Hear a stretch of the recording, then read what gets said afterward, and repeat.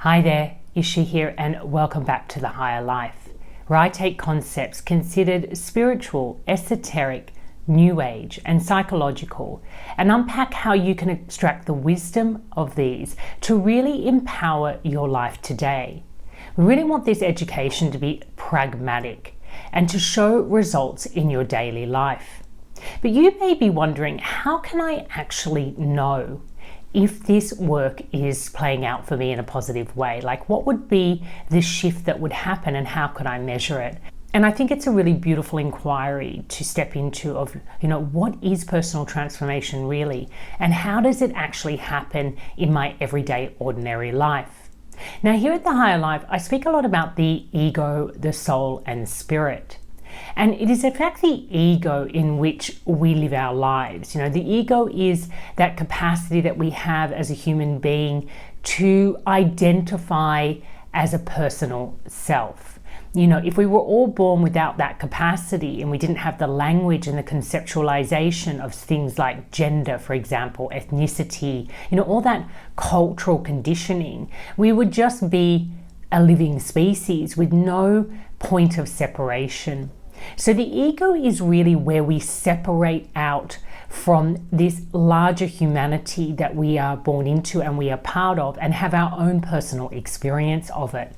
It's so powerful. This personal storyline that we're on, we get named, we get given a whole script that that follows through from our ancestors, and we get to kind of take on the baton, so to speak, and actually play out our chapter in that larger storyline of our ancestral storyline. And there's other storylines that are also going on as we live our daily life. We have our karmic storyline, that is all the unresolved trauma or wounding and the advancements that have been carried over the generations through our family lineage. And then we have this spiritual nature, this systemic nature that really aligns us with nature herself, because of course we're all part of the same intelligence, and nature is constantly educating us on how we operate through cycles, and that this intelligence is always seeking to evolve, expand, and refine on itself. But as human beings, we don't really have an education around this, and nature doesn't either. It just does it intuitively, effortlessly. It is a kind of living education for human beings, because what differentiates human nature from nature is that we have a capacity to actually observe our own experience. And that capacity for observing our own experience and being able to reflect on it and to expand our awareness through that reflection can be described as contemplation. So we have this capacity as an ego to step into a contemplative experience where we start to actually turn inwards and become more aware of how our ego operates in the world. So it's actually within the ego that we can start to measure our own transformation. And I have spoken to the ego being an unhealthy ego, a healthy ego, and an empowered ego through various lessons that I have delivered here at the Higher Life Academy. But I just wanted to revisit the idea that at any given time when you're operating through your personal storyline, let's use mine. I'm Isha, I'm a mother, I'm in my middle age. I was born in Amsterdam but raised in Australia. I had a very difficult childhood in terms of my parents having a pretty toxic divorce, and I was born into a family legacy with some pretty strong patterning around alcoholism, workaholism, and some self-esteem issues. So they're things that have really played out quite forcefully in my own life, and through my own transformation I've had to address how these patterns actually shape my reality. So in some areas of my life, from very early on, I was clearly demonstrating dysfunctional egoic patterns. In some areas of my life, like my engagement with my studies, some of the intimate relationships that I've had and friendships, there was definitely a healthy ego present. And in aspects of my life here and there, I've had this complete alignment with systemic or spiritual intelligence and really knowing my highest potential to show up, this deep capacity for curiosity, friendliness, playfulness, compassion, forgiveness, and even in these teachings, which I do in real time, I just allow that intelligence to speak through me and really open up to the idea that whatever is being shared is what needs to be shared, and do very little editing. So that's my commitment to really cultivating the way that systemic intelligence can empower our ego or persona in the everyday world. So it's really powerful stuff, and we're constantly moving within any given moment between unhealthy, healthy, and empowered. Many of us can be very empowered or healthy in our workplaces, but, operate in quite dysfunctional patterns in our intimate relationships. That's very common, and it's not because you're schizophrenic in any way. I mean, I want to be sensitive around using that word, but there's not like there's multiple personalities happening in your psyche. It's simply that there are different patterns that have a different level of maturity and psychological awareness to them, and they operate differently. Or you may have been born into a family system in which very strong dysfunctional patterns in intimacy have been carried over from one generation to the next, and that's just simply going to be part of your storyline. But what it does is really open you up to the potential of resolving and dissolving these types of patterns, the dysfunctional patterns. So, for example, becoming a healthy ego in terms of intimacy. That's a really powerful goal in one lifetime. You may not become empowered in that space of intimacy, but healthy from unhealthy is a great leap forward, and maybe the next generation will pick up the baton and make that leap from healthy to empowered when it comes to intimacy. And I think that as a species, that's exactly what we're doing. We're becoming healthier and more empowered in terms of our capacity for intimacy with each other, moving from diversity and division into communion and unity as one species. And we can only do that by becoming more educated and empowered around our shared humanity. And it's something that I'm really exploring at a very deep level at a new podcast that I've launched called The Pearl Effect. The link will be in the episode, and that's really taking you on a journey from this inner alchemy that we're going through into global well-being. And that's all about, celebrating our shared humanity and understanding that intimacy is our truly fulfilled state, when we can really be in a state of communion with ourselves, with others, and all life, and in a very authentic way, we feel truly empowered. But how are we being guided towards this? This is just such a beautiful inquiry today, and I don't really know how to conceptualize it, but I think I'm speaking to the difference between how we perceived our spiritual intelligence, such as a god or a religion, to what spiritual intelligence really is: a systemic intelligence, a natural intelligence that is constantly evolving, expanding, and refining on itself. And it really shifts the way we engage with a higher power and this spiritual way of being in the world when we really get it. So some of the analogies or the ways that I have spoken to this that I feel are really powerful is in the old paradigm, and that still plays out today. There is this natural sense of looking up to the heavens for guidance. The gods must be crazy because they behave in the way that they do up in the skies. It used to be about the weather.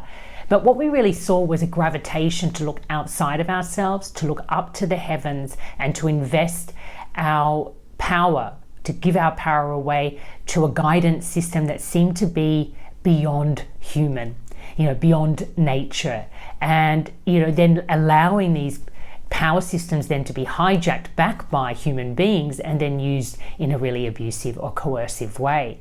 So that tendency to look outside yourself, to look up to the heavens, and then to invest your power into mythological stories about what this so-called higher power expects of humanity and what will happen to you if you don't live up to that expectation.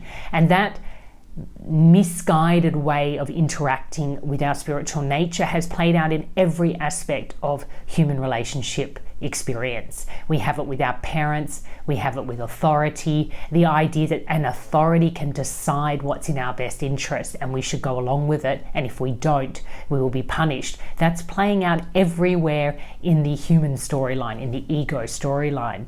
But it's not real, it's not truth. There is no God sitting in the sky deciding our fate. What is true is that a higher power, higher intelligence is asking or inviting humanity to step up into its highest potential, but it's not condemning us for not doing it, because actually it knows it's happening. And that's the irony.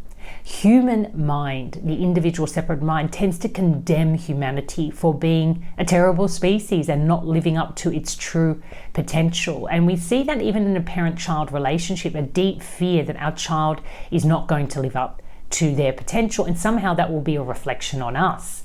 You see, it's so dysfunctional and it's everywhere, it's insipid. But this idea that humanity has tests, we all feel tested in our life, and if our lifestyle is not reflecting back to us the certain sort of affluence and abundance that we believe we should be receiving, we somehow feel at fault, that we haven't manifested the right outcome. Again, this idea that it's a reward system and a punishment system. But what systemic or spiritual intelligence really is, it has nothing to do with the stories that we have and that religion has reinforced over the years. What religion and spiritual teachings that believed in that kind of God structure have brought forward that is very truthful and authentic is this, again, this teaching or guidance to what our highest capacity or potential is as a species. And it always brings us back inside to our innate resourcefulness to build healthy, optimal, loving relationships with ourselves and with others. Intimacy. This capacity that we have to just be with each other in a very loving state. We have that power source within us, and some of its attributes are, curiosity, compassion, kindness, tenderness, forgiveness. These are concepts that we have created as a species to really try to name and work with these different variances in our human nature that allow us to engage with ourselves and others in different ways. So if we're not tapped into that resourcefulness and we're really operating out of fear or insecurity or judgment or criticism, that's a big one, then we'll start to show up and engage with ourselves and others and life from that energy pattern. So really human nature, it's made up of variances in energy patterns that have a kind of instruction to them. So if I'm in the energy pattern of compassion, the instruction is seek out the vulnerability, the shared humanity here, and really embrace it and love it and tend to it. Understand the larger forces at play. I've done a lot of teachings on compassion, forgiveness, curiosity. So, you can go back and deep dive into those. But that is that beautiful innate inner resourcefulness that we have access to. Right? And that's spiritual in nature because it's a systemic intelligence that is equipping us to step up and elevate our consciousness. And that's exactly what, that intelligence is hoping for. And it's evolving, it's expanding, it's refining on itself. So it actually needs to guide, instruct every aspect of its nature, the tools. Humans are a tool of that nature to follow through on that mission.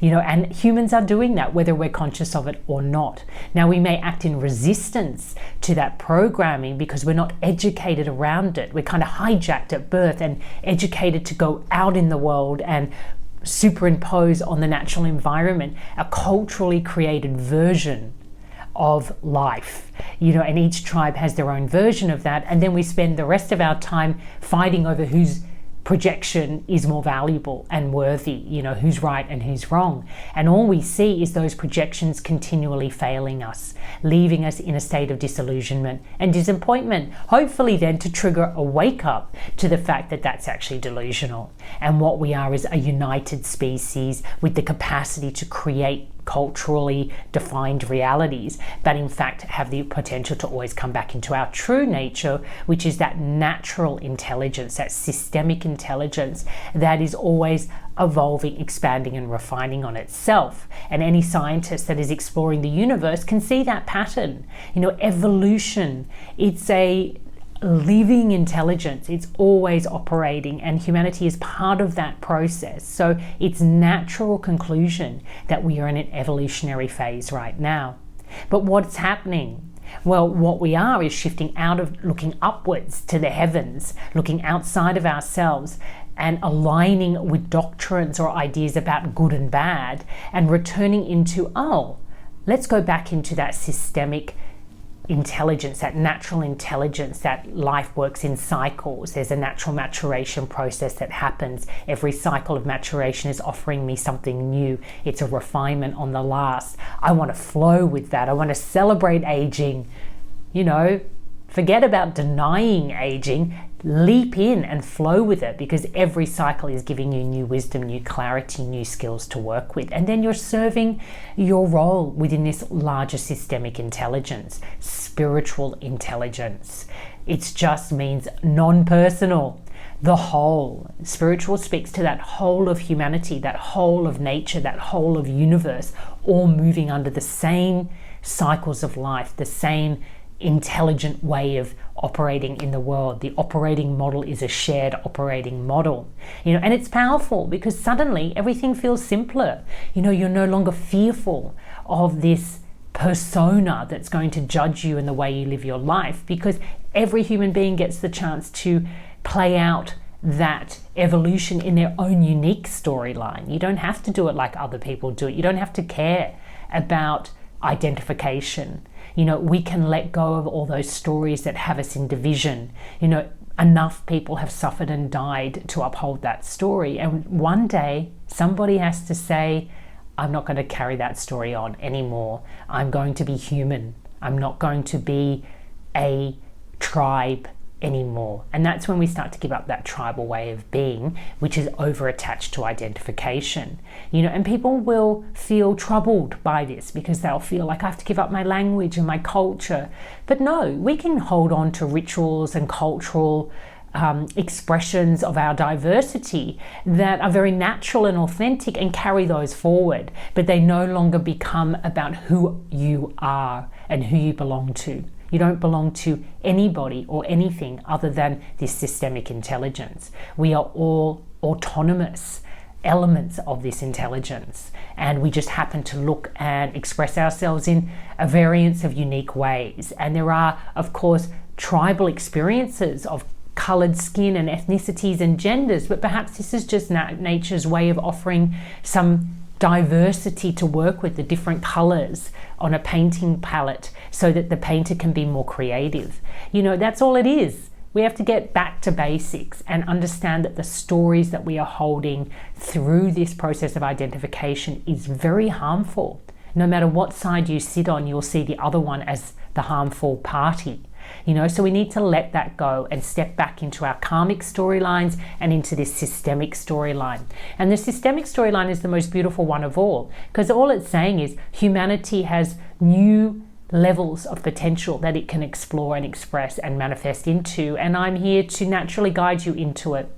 So I'll finish this episode by saying I really wanted to fine-tune your relationship with systemic intelligence and call it spiritual intelligence, because I speak a lot about the spiritually driven life. And what I'm saying is, when that personal expression that you're living in your daily life that can get very dramatic comes back into alignment with this larger systemic story of evolution through expansion, through involution, through communion into intimacy, you'll start to really feel and experience yourself as a human being in a far more empowered way. And that's going to bring a real self-assuredness. You're going to disengage from all the drama out there, and you're going to align with what's coming. It's such a beautiful unfolding, and I really hope that this education is empowering you to actually view our world, our species, nature in a much more loving way. That's my gift.